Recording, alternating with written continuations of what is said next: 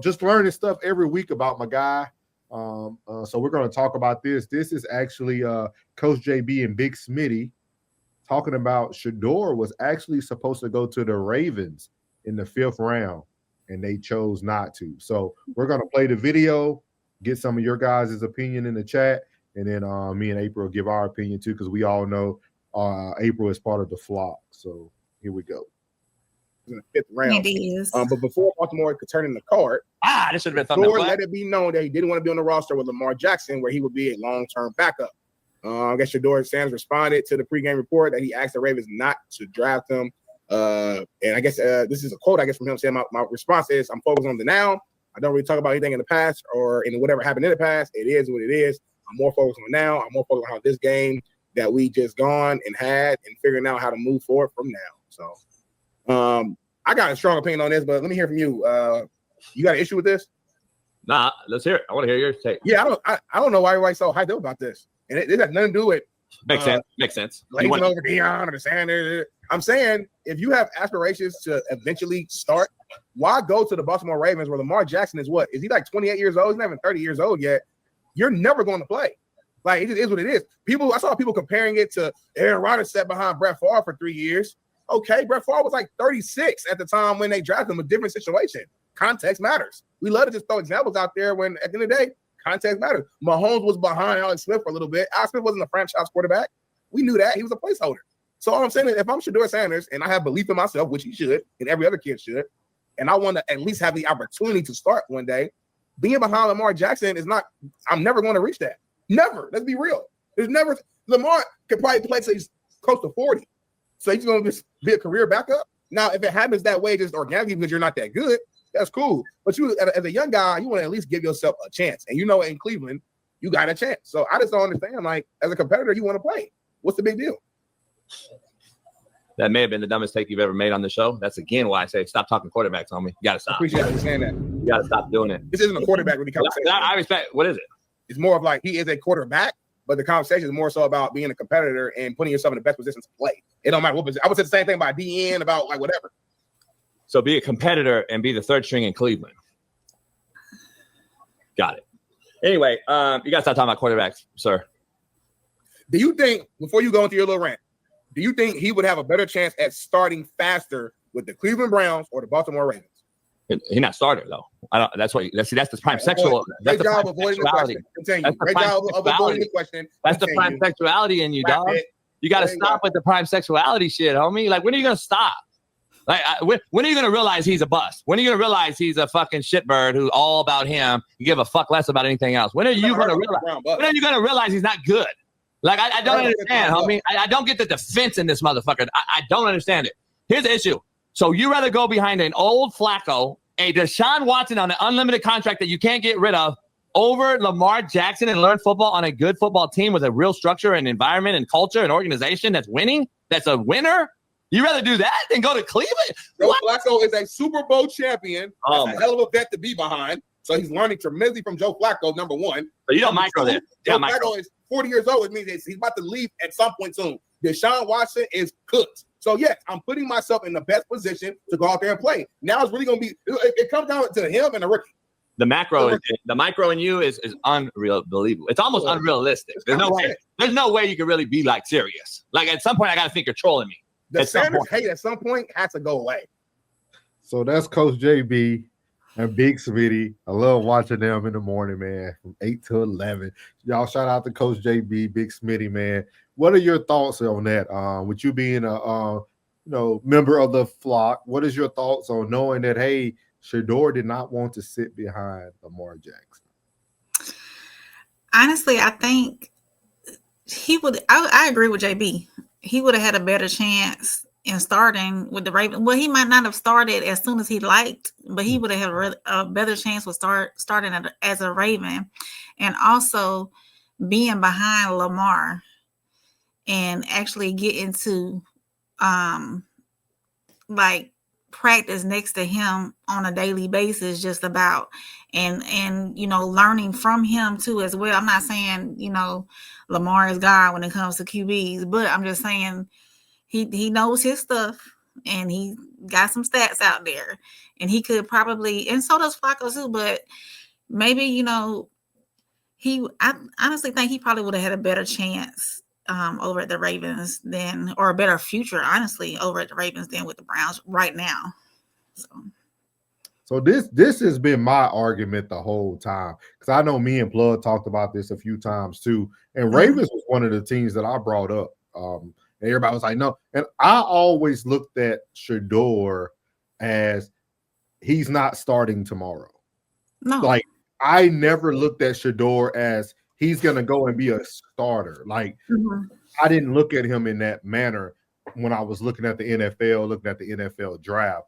And I do also agree with Coach JB on this. I think going to the Ravens would have gave him a better opportunity to grow, to be in a franchise that is also winning at the same time. When winning is happening, that means positive things are happening around the team as well. With that being said, look at people like Daniel Jones, for instance, right? Everybody thought he was a bust with the Giants.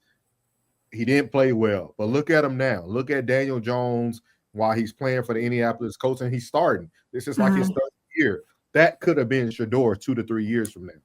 Right. I'm here. Just putting him in the right situation. I always told people I don't think that we have to look at everybody like they're a starter right away. I mean, look at people like Brock Purdy and look at and all those things. Classic said Coach JB is loud and wrong. Yeah, I don't think he's a bust. I don't think he's a bust at all. I mean, everybody know that. I'm a huge Shedeur fan. I don't think he's a bust at all. He said Raven system. This is not about a fit, though. Like, I think that's what everybody's getting misconstrued by what they're saying. It's not about a fit. It's about being with a program where you're going to be around winners, where people are going to produce a better result, and you're just going to be around winners. And I think he could have been able to like kind of sell himself or trade himself around. So that's why I looked at it. Like, I don't think that the Ravens system fits him at the moment, but who's to say 2 to 3 years from now when Lamar Jackson gets a little older, maybe an injury happens, maybe he can fall into. And to be honest with y'all, I think any system could fit a quarterback with the Ravens because they have something that a lot of teams don't have. They have a dominant running game. When you have a dominant running back, you're going to be able to pass the ball around in the NFL. Period. Freight train. I call it freight train. So, I mean, we all are entitled to our opinion. Yeah. He said once again, the next Ryan Leaf. Nah, he ain't no Ryan Leaf, dog. we ain't going that far now. Not with my boy. I got faith in Shedeur. I just wish that it's funny to me how everything is coming out now. Like these things didn't come out at the beginning. I know why they didn't, but at the same time, it's like I feel like he had the right response, saying that he's not going to respond to it. That being said, I think Ravens would have been a great fit for him. And when I mean fit, just a better environment.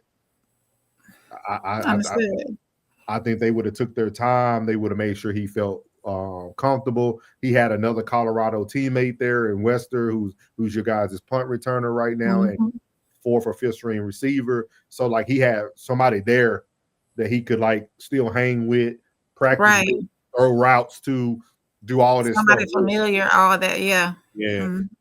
So I agree with Coach JB with the fit of the organization. I don't Coach JB about him being the bust.